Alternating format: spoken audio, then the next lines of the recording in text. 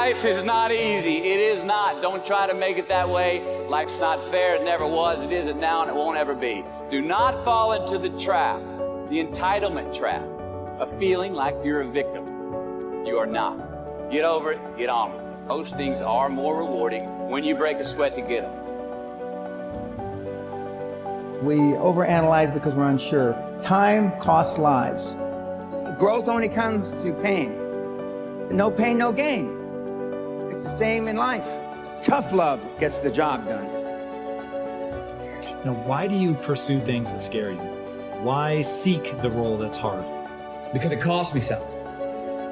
Because it costs. It comes with a price. It's not really a risk unless you lose the fight. But when you do, you get stronger. You get more aware. You get more respectful of yourself and that which you fear. It's all in the mind. Excuses sound best to the people that's making them up. You got every excuse in the world because you have convinced yourself that everything is wrong, everything is negative, and nothing will change. And guess what? It won't change. Change your mind, and it will change your life. It's bloody hard to be a high-performance person. Being a high-performance person is a full-time job. I'm like this 24/7, 365, and I've been like this for the better part of 50 years. I'm always like this. I'm always pushing the edge of the envelope. Within every uncertainty, there is hidden possibility. So I don't dread any challenge that lies ahead because I remember all the victories behind. And my confidence is not in my circumstance. The Spirit of God is my supply. I'm steady under pressure and I'm ready for whatever, because whatever comes my way today, the outcome is I overcome. Most people procrastinate because they're unsure, so just do it.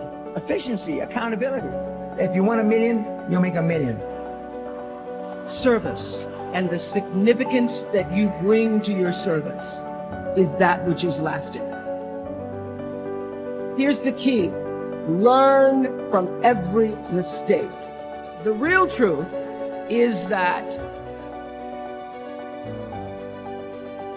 service and significance equals success.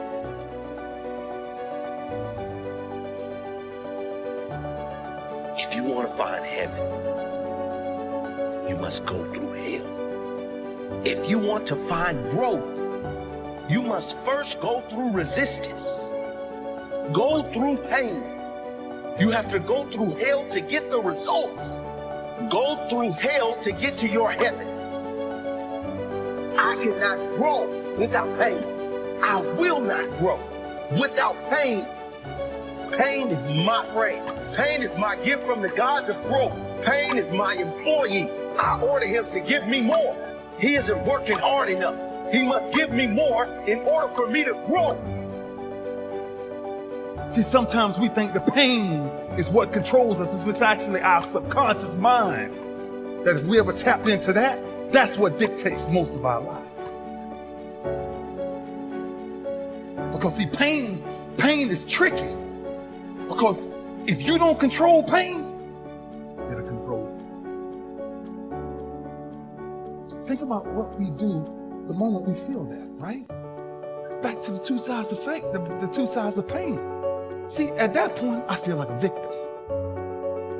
When you fall down, what makes your mentality change? If there's a great situation or there's a bad situation, how do you dictate that based off the level of pain? Because I think that's where we're getting in trouble at. And so when I started cycling, when I started going to see these doctors, I realized that I turned my greatest pain into my greatest achievement. Well, sometimes your greatest pain, it ain't even about you. It's about a greater purpose. I believe it. Once you become obsessed with something, obsessed, it's okay to be unbalanced for a while. It's okay. Don't be all this stuff people say, you got to be balanced. Then you get balanced once you become great. And then you help other people become better from you being the best in the world. I'm trying to be the best I can to give you the best that I am. And it takes being fucking obsessed to where people think you're crazy. Become obsessed with being great. It changes everything. That as you go through the challenges of life and you look at it and embrace whatever comes to you, don't run from it. Step toward it. Don't try and duck it like most people do. See, most people want it easy. See, easy come, easy what? Easy go. How you gonna show power if you're not up under attack? How you gonna show resistance if something's not trying to pull you over? Resist, resist. Stop being neutral and stop being indifferent. Resist. Take a stand and resist.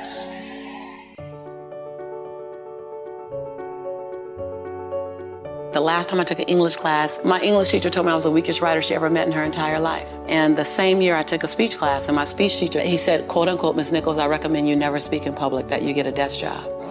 It was demotivated people, sad people hurt. Sad people make other people sad.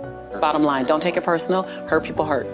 I had to literally be willing to not only relocate my mind, but relocate my body so I can relocate my finances. And relocate my possibility, relocate my son's future. I was very clear the future my son was gonna have if I didn't do something. And I was not subscribing to that, not on my watch. So I was willing to be radical. See, most people want the convenience of transformation without the inconvenience. So if you wanna have a conviction for something, you have to sign up to be inconvenienced.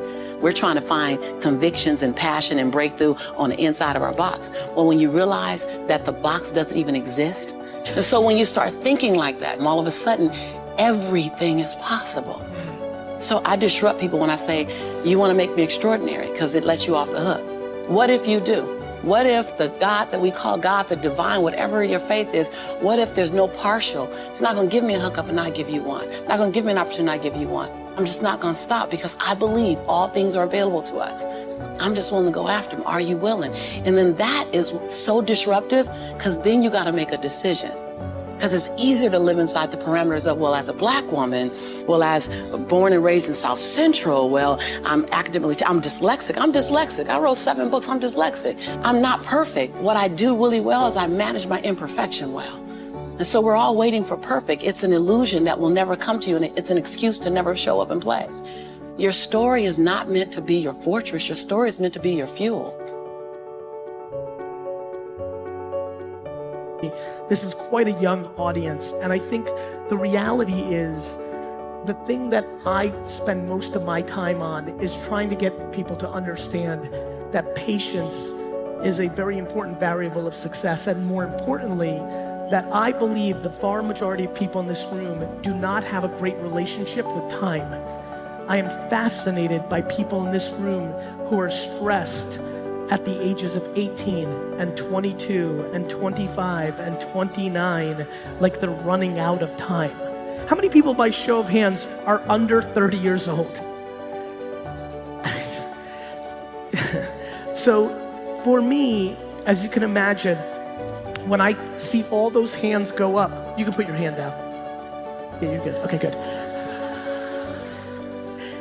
When I see all those hands go up, and I know in my mind, with the way that modern medicine and technology is going, that the far majority of this room is gonna live for another 80 years, it really gets me excited / concerned when people want their business to be huge next year.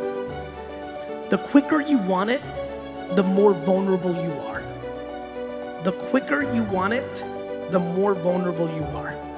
And what has been very fascinating for me is, even though on YouTube and Instagram and maybe some of the places you guys see me, maybe my energy is high, maybe my style of communication is fast, but my business actions are extremely slow.